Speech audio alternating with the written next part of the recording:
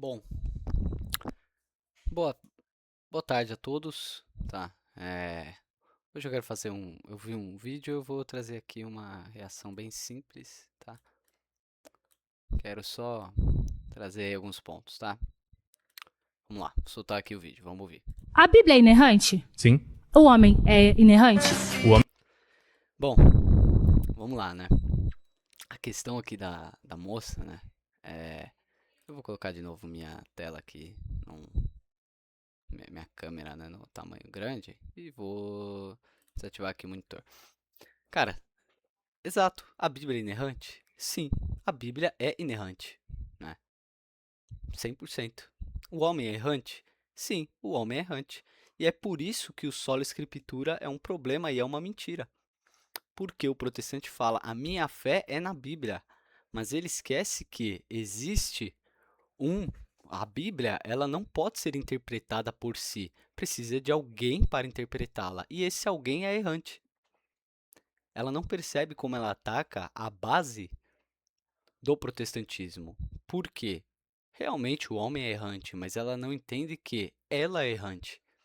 Então, a Bíblia, que é perfeita, a pessoa pode tirar conclusões erradas a partir de um texto perfeito. Ela pode tirar conclusões erradas e ela vai tirar conclusões erradas. O número de conclusões é múltiplo, é plural, são inúmeras, é infinito. As conclusões que a pessoa pode tirar lendo somente a Bíblia são muitas conclusões errôneas, entende, da fé. Então, sim, o homem é errante e você não pode esquecer isso. Que quando você diz a minha fé é bíblica, você mente, porque a sua fé é a sua interpretação, é o seu intelecto, que esse sim é errante, tá? Que interpreta aquilo.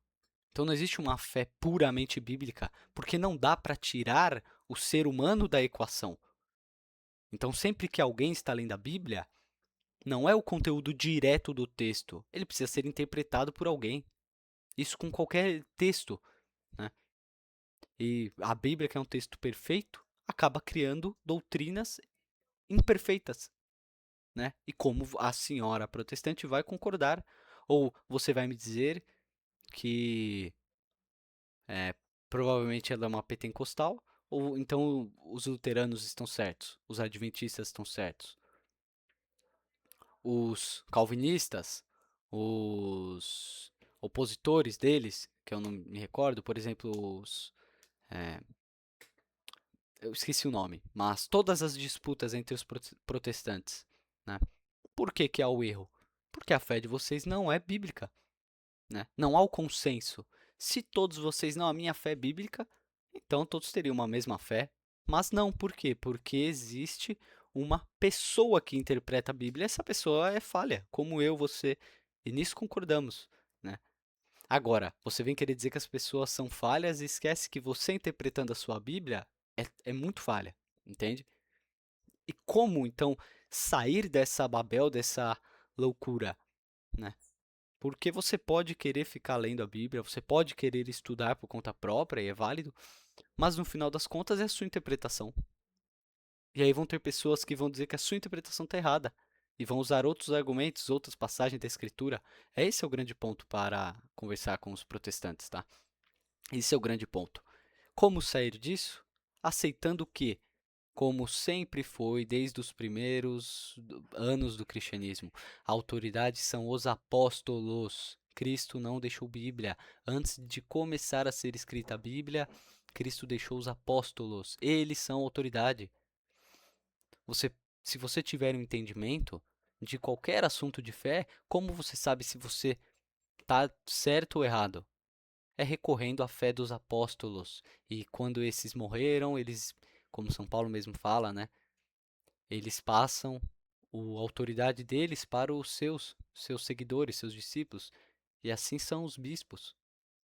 E assim foi durante a história, entende? É necessária a autoridade dos apóstolos. Cristo deixou os apóstolos. O Cristo deixou nos apóstolos o poder de unir a igreja, de ter o um entendimento com o Espírito Santo. O Espírito Santo foi enviado aos 12, né? Claro, o Espírito Santo age amplamente com todos nós, né, leigos.